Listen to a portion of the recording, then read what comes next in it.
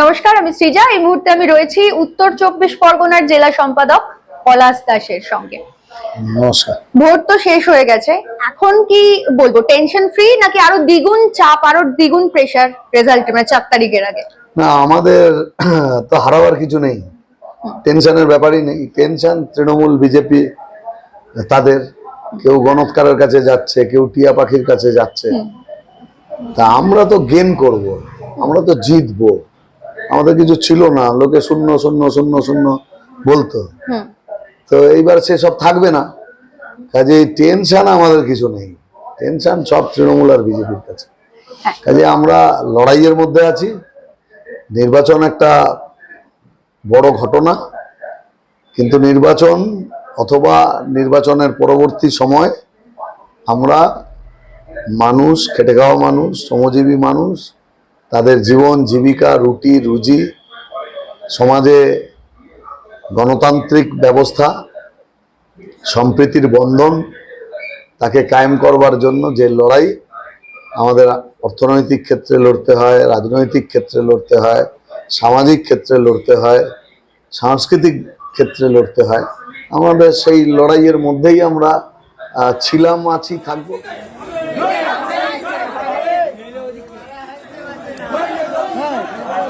প্রচন্ড কনফিডেন্ট লাগছে। তো এতটা কনফিডেন্স দেখার পরে যে প্রশ্নটা মাথায় আসে আর কি, আপনার জেলা প্লাস গোটা রাজ্য আর কি 294টা মিলিয়ে কি হতে চলেছে বলে মনে করছেন? এই যারা বলছে এবারের ভোটে, না, আমি এই টেলিভিশনে বসা বিশেষজ্ঞদের উদ্দেশ্যে বলছি, এই ফেক ছড়ানোর দরকারটা কি আছে? কেউ যদি পেইড হয় বলতে পারে, এর বাইরে এই ভোট প্রেডিক্ট করা এটা নেক্সট টু ইম্পসিবল, এটা সম্ভবই না। এতদিন দুটো পার্টির মধ্যে ব্যাপার ছিল, এবারে এই দুটো পার্টির ব্যাপার নেই। এইটাই কিন্তু সবার মাথা খারাপ করে দিয়েছে, কেউ বলছে কেউ বলছে না। ধরা যাক ভোট শেষ হওয়ার 1 ঘন্টার মধ্যে এক্সিট পোল, 4-5 খান অর্গানাইজেশন, একটা বিখ্যাত টেলিভিশন চ্যানেল সেটাকে প্রমোট করলো।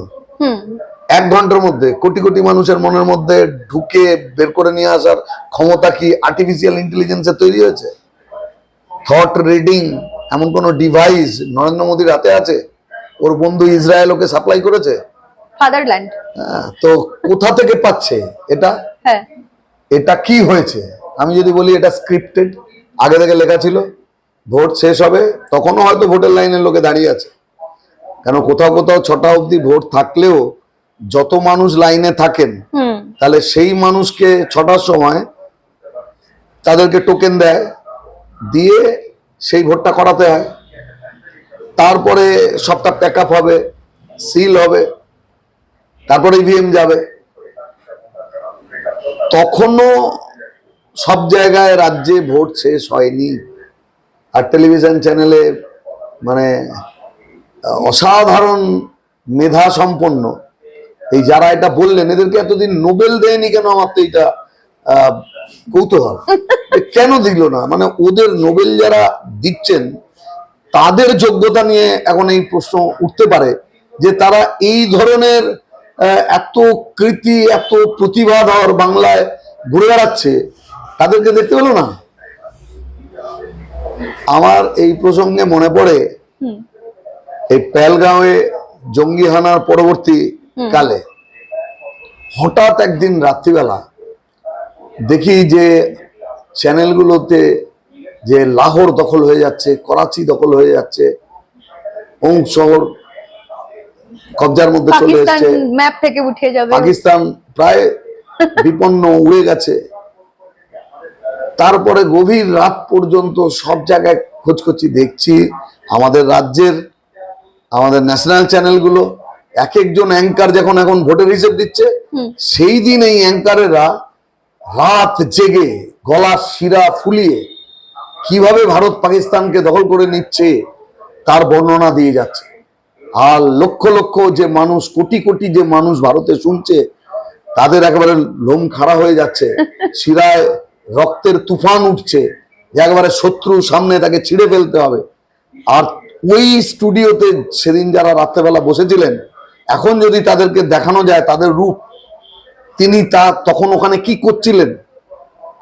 আমার মনে পড়ে এক বিখ্যাত ডাক্তারবাবু, কলকাতার খুবই বিখ্যাত ডাক্তারবাবু, এখন উনি আরো বিখ্যাত হয়েছে।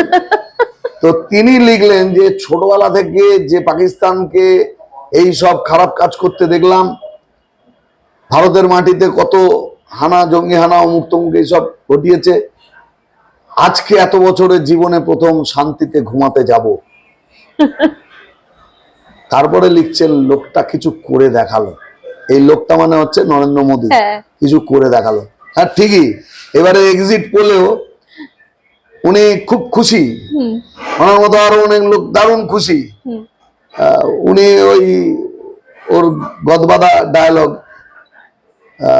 400 পার বলে 240-এ গেছিল, এবার এখানে 200 পারের গল্প যারা বলছেন তাদের মধ্যে উনিও আছেন। তো এই সমস্ত বলবার পরের দিন সেনা প্রধান খুব বকেছিল মিডিয়াকে যে এ ধরনের বিভ্রান্তিকর খবর ছড়িয়ে দেশকে শক্তিশালী করা যায় না, বরং দুর্বল হয়ে যায় দেশ। এস জয়শঙ্কর তো একটা স্টেটমেন্টও দিয়েছিলেন, ওনারা বলেই গিয়েছেন পাকিস্তানকে, বলে মানে ইনফর্ম করে ওটা করা হয়েছে। আমি ওই প্রসঙ্গে যাচ্ছি না, ওটা তো আরেক ব্যাপার, আমি তাতে যাচ্ছি না।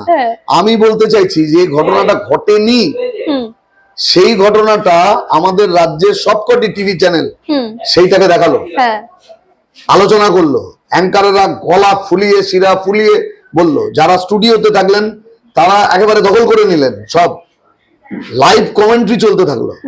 ন্যাশনাল মিডিয়া, গোটা দেশে যত মিডিয়া আছে তারা এক জিনিস করলো, পরের দিন সকালবেলা সমস্ত খবরের কাগজের হেডলাইন এটা হলো। কিন্তু তারপরে দেশের সেনাপ্রধানকে বলতে হলো এই কাজটা অন্যায়, এরকম বিভ্রান্তিকর খবর সম্প্রচার করা দেশকে দুর্বল করে। আজকে যে ফেক এক্সিট পোল দেখানো হচ্ছে, আমি ওই কারণে এটা বলে রাখলাম যে সবকটা চ্যানেল একযোগে, সবকটা খবরের কাগজ একযোগে যেটা ঘটেনি সেটা পরিবেশন করলেন। তাহলে আজকে যে এক্সিট পোল দেখানো হচ্ছে, এই এক্সিট পোলের কোন অথেন্টিসিটি আছে? যে ভাবে এই মিথ্যা খবর সম্প্রচার সেদিন হয়েছিল, বাংলায় এই নির্বাচনের পরে ভোটের 1 ঘন্টার মধ্যেই যেটা করা হলো সেটাও একই ভাবে করা হয়েছে, আর একই কুশীলবরা তারা এই মিডিয়াকে দিয়ে এটা করিয়েছে। আজকে মিডিয়ার কোনো স্বাধীনতা এই দেশে নেই। 175টা দেশে 157 বা 160-এর কাছাকাছি ভারতের পজিশন হয়ে গিয়েছে, যে ওটা হিজ মাস্টার ভয়েস হয়ে গিয়েছে, এখানে হার মাস্টার্স ভয়েস হয়ে গিয়েছে। তো এই যে জিনিসটা দাঁড়াচ্ছে খুব সমস্যার, যে মানুষের স্বাধীন ভাবনা চিন্তা সেটাকে কন্ট্রোল করা, তার যে একটা বিকৃত রূপ আমরা দেখতে পাচ্ছি, সেই বিকৃত রূপেরই একটি গোটা নির্বাচনের সময়কাল যদি দেখা যায়, তাহলে দেখা যাবে যে কোথাও বামপন্থীদের, তারা যে নির্বাচনে দাঁড়িয়েছে, বাম সহযোগী দল আইএসএফ তারা দাঁড়িয়েছে, এটা বোঝাই যাচ্ছিল না। হ্যাঁ এক্স্যাক্টলি, এই জায়গা থেকেই প্রশ্ন আমার, যে আমি বেশ কয়েকটা চ্যানেল দেখলাম, মানে একদম মেইন স্ট্রিম মিডিয়া বা বাজারি মিডিয়া যাই বলি না কেন, সেখানে কিন্তু প্রতিদ্বন্দ্বীদেরও মানে প্রার্থীদেরও নাম দেখানো হচ্ছে না, বামেদের বা আইএসএফ এর প্রার্থীদের নাম পর্যন্ত দেখানো হচ্ছে না। সেটাও আমরা দেখেছি আর কি, মানে শুধুমাত্র তৃণমূল আর বিজেপি এই ক্যান্ডিডেট দেখানো হচ্ছে, বামেদের কোনো ক্যান্ডিডেটের নাম পর্যন্ত দেখানো হচ্ছে না। কিন্তু এইভাবে এই যে এক্সিট পোল, সেটা নয় মিথ্যে আপনি বলছেন বা আমরাও বুঝতে পারছি, যাই হোক না কেন, কিন্তু আরেকটা অভিযোগ, ভয়ঙ্কর অভিযোগ যেটা উঠে আসছে, এবং আমরা দেখলাম যে 30 তারিখ রাত্রেবেলা মমতা ব্যানার্জি বৃষ্টিতে ভিজে সাকুয়াত মেমোরিয়ালে চলে গেলেন স্ট্রং রুম পাহারা দিতে, ওখানে কারচুপি হচ্ছে। এই বিষয়টা কিভাবে দেখছেন, আর এখানে বামেদের ভূমিকা কি হবে? আমরা এর মধ্যে কতগুলো নির্বাচন দেখেছি, রাহুল গান্ধী কতগুলো নির্বাচন সম্পর্কে অনেক তথ্য দিয়ে প্রেস করেছে, সেই সমস্ত অভিযোগগুলোর সম্পর্কে নির্বাচন কমিশন খুব ভায়াবল কোনো যুক্তি হাজির করতে পেরেছে এমনটা দেখিনি। হুম ইভিএম, ইলেকশন কমিশনের নিরপেক্ষতা, এই সবটা নিয়েই কিছু ধোঁয়াশা হুম মানুষের মনের মধ্যে আছে। হুম আমাদেরও কিছু ধোঁয়াশা থাকবেই। হুম কাউন্টিং, আমাদের রাজ্যে পঞ্চায়েত পৌরসভার কাউন্টিং সম্পর্কে আমাদের ধারণা আছে, হ্যাঁ যে কাউন্টিং এর কোনো মানেই নেই। ব্যালট চিবিয়ে খেয়ে, হ্যাঁ। এবারে এখানে কাউন্টিংও বেশ কিছু নির্বাচন আগেই বললাম যে তাকে ঘিরে প্রশ্ন তুলে দেওয়া হয়েছে, বা সেই প্রশ্নের যথাযথ উত্তর নির্বাচন কমিশন দিতে পারেনি। হুম এখানে কি হবে হুম এখনই তো সব বলতে পারবো না, হুম সেটা দেখা যাবে কাউন্টিং এর দিন হুম কি পরিস্থিতির মধ্যে পড়তে হচ্ছে। আইপ্যাক কন্ট্রোল করছে, বা কমিশনের ছদ্মবেশে বিজেপি কন্ট্রোল করছে, হুম নিজেদের মতো ফল লেখার বন্দোবস্ত হচ্ছে কিনা, হুম এগুলো নিয়ে কিছু তো চিন্তা থাকবেই। হ্যাঁ কারণ বিজেপি ভোটার লিস্টটা নিজের মতো করেছে, হুম ইচ্ছে মতো তার সুবিধা মতো নাম পদবি দেখে বাদ দিয়েছে লক্ষ লক্ষ মানুষ, হুম দিয়ে ও একটা ইলেকশন করে ওর দিকে ফলাফল যাতে আসে তার চেষ্টা করছে। হুম তৃণমূলকে এ যাবৎকাল দেখেছি যে 11 সালের পর থেকে সমস্ত মৃত মানুষ, স্থানান্তরিত মানুষ, এদেরকে রেখে দিয়ে, সেখানে রাখাটাও তো ইলেকশন কমিশন না চাইলে থাকেনি। আর ইলেকশন কমিশন 14 সাল থেকে তো নরেন্দ্র মোদীর কন্ট্রোলে চলে যায়। তো তাহলে বিজেপি এবং তৃণমূলের যোগসাজশেই এত বছর ভোটার লিস্টে এই নাম থেকেছে। হুম কাজে দুটোই ঠক। একজন ভোটার তালিকাটা ত্রুটি যুক্ত করে সেই ভোটগুলোকে দিয়ে ক্ষমতায় থাকতে চেয়েছে হুম বা থেকেছে, আরেকজন ভোটার লিস্টে তার অপছন্দের মানুষগুলোকে বাদ দিয়ে ভোটে ক্ষমতায় আসতে চাইছে। হুম কাজে দুটোই ঠক। হুম কাজে কাউন্টিং, স্ট্রং রুম, কাউন্টিং, কাজে আমাদের কমরেডরাও চারিদিকে আছে, কোথাও কিছু ঘটছে কিনা হুম যতটা বাইরে থেকে বোঝা যায়। কিন্তু মুশকিলটা হচ্ছে যে একটা একটা কিছু তো লাগে দেশে, যার উপরে মানুষ ভরসা করবে, হুম যার একটা নিরপেক্ষ ভূমিকা থাকবে। কিন্তু আজকে ভারতে মিডিয়ার নিরপেক্ষতা নেই, আজকে ভারতে ইডি, সিবিআই ইত্যাদি যে তদন্তকারী সংস্থা, তার নিজস্ব স্বাধীনতা নেই, স্বশাসিত সংস্থাগুলো তার স্বাধীনতা নেই, ইলেকশন কমিশনও এদের হাতের মুঠোয়, হাতের পুতুল। হুম ঠিক সেরকম আমাদের রাজ্যের ক্ষেত্রেও যেভাবে মমতা বন্দ্যোপাধ্যায় সরকার চালিয়েছেন, হুম এন্টায়ার পুলিশ গোটা সিস্টেমটাকে উনি করাপ্ট করেছেন, উনি ওনার করাপশনের সাথী করেছেন, তার রক্ষাকর্তা বানিয়েছেন। হুম এই সবটা নিয়ে উনি ভোটের নামে এখানে প্রহসন করেছেন। হুম আজকে ভারত সম্পর্কে বলে এই ভিডেম ইত্যাদি আন্তর্জাতিক সংস্থা, ভারতের নির্বাচিত স্বৈরতন্ত্র চলছে। আপনি বলছেন যে ভারতের নির্বাচিত স্বৈরতন্ত্র চলছে, বা বাকি যে সমস্ত কথাগুলো বললেন যে স্বশাসিত সংস্থারও কোনো স্বাধীনতা নেই, সবই ঠিক আছে। কিন্তু আমরা এবারের ভোটের ক্ষেত্রে কিন্তু একটু অন্য রকমের প্রচার দেখলাম বিজেপির। আমরা দেখলাম অমিত শাহ এখানে 15 দিন ধরে পড়ে রইলো, এর আগে আমরা এটা দেখিনি। মোদিজি ডেলি প্যাসেঞ্জারি করলেন, এর আগে আমরা এতটা বেশি দেখিনি। আমরা দেখলাম যোগী আদিত্যনাথ এলেন, রেখা গুপ্তা এলেন, মানে সমস্ত হাই প্রোফাইল লোকজনকে বাংলায় নিয়ে এসে এই যে একটা মানে একটা কর্মযজ্ঞ তৈরি করা, আমরা কিন্তু এর আগের ভোটগুলোয় বিজেপির এতটা দেখিনি। এবারে এত বেশি কেন হলো? না না না, ভুল হচ্ছে। 21 সালের ভোট আমার জীবনে যত ভোট দেখেছি তাতে ওর থেকে মেগা ইলেকশন আমি বলতে পারবো না এটাকে, ওটা মেগা ইলেকশন ছিল। ডেলি প্যাসেঞ্জার যদি হয় তাহলে নরেন্দ্র মোদী ওইবারে শুধু ডেলি প্যাসেঞ্জার কেন, এখানে থাকবার জন্য প্রায় চলে এসেছিলেন, এবং কত মেহনত করতে হয়েছে ওনাকে।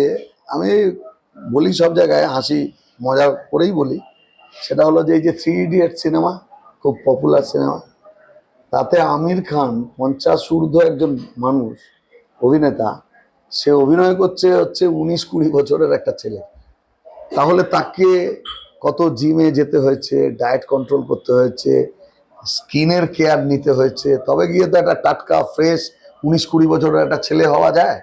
তো এটা হচ্ছে অভিনয় জগতের অভিনেতা অভিনেত্রীদের এটা করতে হয়।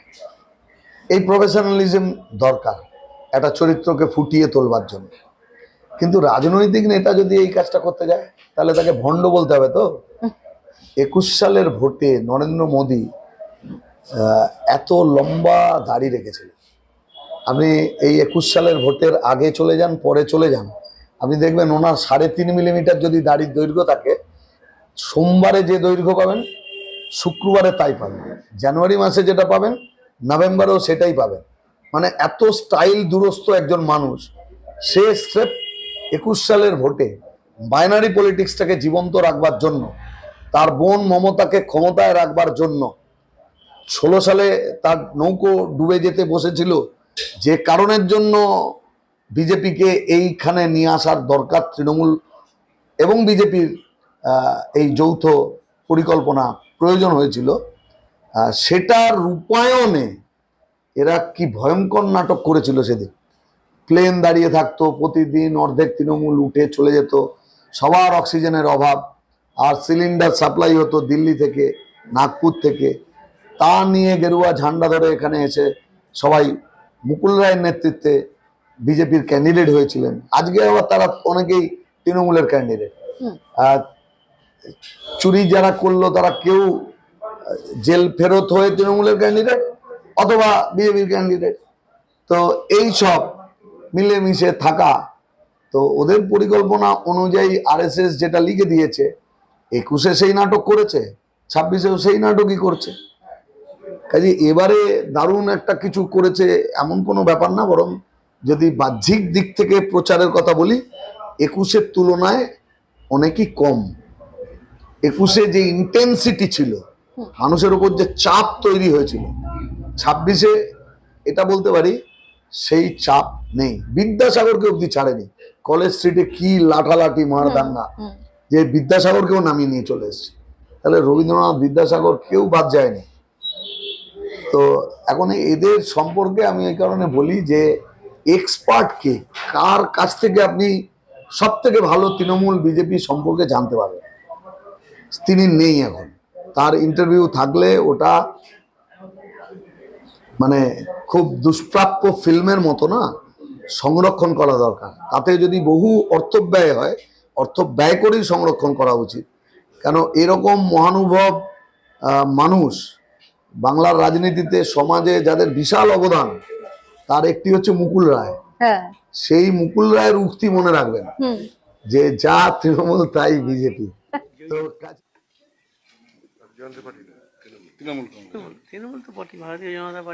তো কাজেই আরএসএস ঠিক করে দিয়েছে নাটক, ডায়ালগ ঠিক করে দিয়েছে। মোদি বলছে, শুভেন্দু বলছে, ওদিকে মমতা বলছে, ওর ভাইপো বলছে, সবাই বলছে। গতকাল শ্রমিক ভট্টাচার্য একটা স্টেটমেন্ট দিয়েছেন। উনি বলেছেন যে এর পর থেকে, মানে 4 মের পরে আর কোনো তৃণমূলকেই বিজেপিতে নেওয়া হবে না। তো এটার ব্যাপারে কি বলবেন? মানে কেন হঠাৎ করে এরকম একটা চিন্তা ভাবনা? এই কথাটা একটু ময়দানে যে ঘোড়া গাধা এরা সব চড়ে বেড়ায় না, ওদের কানে কানে কালকে সকালবেলা গিয়ে বলে আসুন শ্রমিক ভট্টাচার্য এইটা বলেছে। ওই যে তাপস রায়, সে শ্রমিক ভট্টাচার্যের এইসব কথা ফেসবুকে লিখেছে। তো ফেসবুকে লিখতে গিয়ে লিখেছে শ্রমিক ভট্টাচার্য। তুমি আবার তাতে লিখেছো যে একটা আদ্যন্ত দক্ষিণপন্থী লোক আবার শ্রমিক হলো কি করে। তো এখন যে বলছে সেই তো তৃণমূল থেকে আসা জিনিস। আরে বিজেপি, শুভেন্দু, বিজেপিকে চালাচ্ছে কে? শ্রমিক ফমিকের অত বোধ বুদ্ধি এখনো হয়নি। সুকান্ত বাবু এত বোধ বুদ্ধি হয়নি। ও দিল্লির খাতায় এদের কারো কোনো নাম্বার নেই। দিল্লির খাতায় নাম্বার হচ্ছে শুভেন্দু, আগে ছিল মুকুল, এখন হচ্ছে শুভেন্দু। তার মানে এই দলটাকে এখানে চালাচ্ছে কালীঘাট থেকে। দুটো আলাদা কিছু না। যদি এমন পরিস্থিতি কখনো হয়, আমি কাল্পনিক একটা বলছি, যে হাইপোথেটিক্যালি ধরে নিন যে বিজেপি আসছে, বিজেপি সরকার এই রাত পরের সকালবেলা উঠে দেখবেন যে সব তৃণমূল সকালবেলা বিজেপি হয়ে গিয়েছে। আর যিনি সকালবেলা বাজারে গিয়ে মমতা মানে ব্যানার্জি এতদিন সম্পর্কে কি যাকে বলবেন? বলেছেন এই তো তৃণমূলকে বিজেপিকে দিয়ে হারাবো, উনি একটা এবারে ওই চায়ের দোকানে বসে দেখাবেন, দেখো আমি এটা বলেছিলাম, এত বছর বলেছি, এবার মিলেছে। উনি ওই চার দোকানে বসে দেখবেন যে তৃণমূলকে উনি হারাতে চেয়েছেন সেই তৃণমূলটাই ওর সামনে গেরুয়া পতাকা নিয়ে গেরুয়া আবির মেখে মিছিল করছে। এই তৃণমূলটাই বিজেপি হবে। মমতা ব্যানার্জি সম্পর্কে কি বলবেন? শ্রমিক ফমিক থাকতে পারবে কিনা সন্দেহ আছে, কারণ তৃণমূল অনেক লোকজন অনেক বুঝেছে, ওরা পঞ্চায়েত করেছে, পৌরসভা করেছে, চুরি করেছে, দুর্নীতি করেছে, সবটা আঁটঘাট ভালো জানে। ও তারপরে দেখা যাবে ওই মাঠে ঢুকে এই শ্রমিক সুকান্ত এদেরকেই হাঁটিয়ে দেবে। না, আপনি আসল প্রশ্নটা এড়িয়ে যাচ্ছেন বারবার। কোনটা? মমতা ব্যানার্জি সম্পর্কে আপনার কি মতামত? বাকি তৃণমূল তো চলে যাবে নয়? মমতা বন্দ্যোপাধ্যায় রাজনীতি আর খুব কি হবে, মানে উনি টেনশনে আছেন। প্রাক্তনটা শুনতে উনি তো অভ্যস্ত নন, তো এইটা ওনার ধাক্কা দেবে খুব। এখন কি করা যাবে, আমি অবসর জীবনের শুভকামনা করতে পারি, আর ওনার কথা বললে শুভনন্দন জানাতে পারি ওনার অবসর জীবনে। আচ্ছা, আমরা যদি দেখি একটুখানি বিজেপির রাজনীতি, তাহলে কোনো জায়গাতেই কিন্তু বিজেপি মেজরিটি মানে যতটা যে ম্যাজিক ফিগারটা সেটা কিন্তু পায় না। সব জায়গাতেই ওইভাবেই ওরা, এখন তো কেন্দ্রেও তাই, আর বাকি মানে আগের দুবার যা হয়ে গেছে, আর বাকি রাজ্যগুলোতেও এভাবেই কেনা বেচা, দল ভাঙানো এসব করেই ক্ষমতায় আসে। তা কোনোভাবে কি বাংলায় এরকম কোনো পরিস্থিতি হওয়ার সম্ভাবনা রয়েছে? বাংলায় পরিস্থিতি কি হবে না হবে সেটা তো 4 তারিখ বোঝা যাবে। এবারের ভোটে বামেদের যে ফল ভালো হবে এটা নিশ্চিত, যে যাই বলুক। আমাদের জোর করে যদি কাউন্টিং এ হারানোর বন্দোবস্ত না করা হয় তাহলে এবারে বামপন্থীদের ফল ভালো হবেই, এটা এক। দুই হচ্ছে, তৃণমূলের প্রচারে, মিটিংয়ে, মিছিলে লোকের আকাল ছিল, আমার নিজেরও অভিজ্ঞতা তাই। যারা গেছে তারা হচ্ছে ওরা যে সব অস্থায়ী কাজে মহিলাদের ঢুকিয়েছে, আর যে ছেলে পেলে এর শহরাঞ্চলে প্রমোটিং, সাপ্লাই, এই সব দালালি কাজের মধ্যে আছে, একেবারে ডিরেক্টলি ওর দ্বারা মানে মাসের রোজগারে আবদ্ধ আছে। এই ধরনের কিছু মানুষ ছাড়া ওদের মিটিং মিছিল এবার লোক টানতে পারেনি। জনগণের সাপোর্ট বেস যদি দুর্বল হয় না, অর্গানাইজেশনে তার রিফ্লেকশন থাকে, মানে কিনে কেটেও বাজেট করেও হবে না, এটা অ্যালার্মিং। তার থেকে বোঝা যায় যে তৃণমূল কমবে। আচ্ছা, ঠিক আছে। বিজেপির কাছে যে ভোটটা আছে সেই ভোটটা তো প্রধানত বাম ভোট, যা বোঝানো হয়েছিল আগে রাম পরে বাম, সিপিএম এর শক্তি কম আছে, আগে ওকে হাঁটিয়ে নি, তৃণমূলের অত্যাচারে অতিষ্ঠ, দুর্নীতিতে অতিষ্ঠ মানুষ চেয়েছিলেন আপাতভাবে একে হাঁটিয়ে নি, তারপরে আবার এই মানুষের বড় অংশ ফেরত চলে আসবে বামেদের। যে কারণে এবারে বিজেপি উঠে পড়ে লেগেছিল যে আমাদেরকে ভোট দিন, নইলে তৃণমূলকে দিন, কিন্তু বামেদের দেবেন না। এই এক কথা তৃণমূলকে বলতে হয়েছে, আমাদেরকে দিন শওকত মোল্লা বলছে, বিজেপিকে দিন, নইল কিন্তু সিপিএম কে দেবেন না, বামপন্থীদের। আইএসএফ কে ভোট দেন তাদের বলি, নিজের ভোটটাকে আইএসএফ কে দেওয়া চাইতে বিজেপিকে। তৃণমূলের যেটা ভোট বেশ সেটা তৃণমূলে থাকছে না, বামেদের দিকে যাচ্ছে, বাম আইএসএফ এর দিকে যাচ্ছে। বিজেপির কাছে থাকা ভোট বামেরা ফেরত পেয়ে যাচ্ছে। তাহলে আশঙ্কা কার? তৃণমূল বিজেপির আশঙ্কা। তার থেকে এই নকল বানানো এক্সিট পোল তার আবির্ভাব। এখন আমাদের একটু দুশ্চিন্তা হচ্ছে তো বটেই, সেটা হচ্ছে যখন বুঝছে যে বামেদের এই উত্থান ঘটতে চলেছে, সেটাকে আটকানোর জন্য দুজনে মিলে যে নাটকবাজি আবার শুরু হয়েছে। এতদিন ছিল vote polling station, counting station, এখন হয়ে দাঁড়ালো স্ট্রং রুমের নাটক। সহসভাগিনী যারা কন্টেস্ট করছে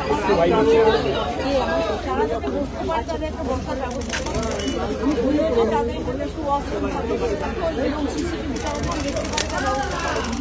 আর ক্যান্ডিডেট এবং কিছু এসে নেই যে তারা উপরে যে কোনো একজন এদের দুজনের একটা কনস্পিরেসি কিছু না কিছু আছেই। কাজে আমাদের কর্মীরা তারা সতর্ক আছে, আমাদের কাউন্টিং এজেন্টরা তারা সাহসিকতার সঙ্গে দক্ষতার সঙ্গে নির্বাচনী যে সংগ্রাম, সেই সংগ্রামের শেষ ধাপ, তাতেও সেই লড়াই দিতে প্রস্তুত, তারা সেই লড়াই দেবেন। এবং তারপর দেখা যাবে যে কোথায় এই কাটা ছেঁড়া হওয়ার পরে কোন কনস্টিটুয়েন্সিতে কি দাঁড়ায় কেউ বলতে পারবে না। যারা বলছে একদম ফালতু কথা বলছে, কারো কোনো হিসেব নেই। আবারও বলছি, যারা বলছেন বাজে কথা বলছেন, কারো কোনো হিসেব থাকার কথা না, হতে পারে না এবারের ভোটে। কিন্তু আমরা যারা রাজনীতির মধ্যে আছি, বুথের হিসেব রাখি, অসংখ্য মানুষের কাছে গেছি, আমাদের একটা অ্যানালিসিস আছে। তার থেকে আমরা বলছি এবারে বামপন্থীদের ভালো ফল হওয়াটাই উচিত। আমরা চাইবো যে কাউন্টিং নিরপেক্ষভাবে হোক। একদম শেষ প্রশ্ন, আপনি বলছেন যে নিরপেক্ষভাবে যদি কাউন্টিং হয় তাহলে বামেদের রেজাল্ট ভালো হবে, তো নাম্বার কি বলা সম্ভব? না, আমি তো ওই টিয়া পাখির দায়িত্ব আমি নেব না। যারা টিয়া পাখির দায়িত্ব নিচ্ছে নিক। আমি এই কারণে কালকে একটা পোস্ট করেছি, দেখেছো পোস্টটা? হ্যাঁ, আমি তো কমেন্টও করেছি ওটাতে। ছবি এআই কে বললাম যে আমাকে একটা ছবি দাও, আমি কমেন্ট যে করেছি। শিয়ালদায় ধর্মতলায় ছোটবেলা থেকে দেখে আসি টিয়া পাখি খাঁচায় থাকে, আর তার সামনে অনেক কার্ড থাকে, বিবর্ণ হয়ে যাওয়া কার্ড। টিয়া পাখি বেরোয় খাঁচা থেকে, ওকে এমন ট্রেন্ড করেছে ও একটা ঠোঁট দিয়ে তোলে। আর যে লোকটা সামনে বসে আছে সে হতভাগ্য মানুষ, যে জীবনে অনেক কষ্ট দুঃখ যন্ত্রণার মধ্যে দিশেহারা, বড় হাত দেখে যারা জ্যোতিষী ফতিষী এদের কাছে যাওয়ার মতো ক্ষমতা নেই, ও টিয়া পাখির কাছে এসছে, অন্তত ভাগ্যটা বলুক টিয়া পাখি, তা টিয়া পাখি দেখে দিল।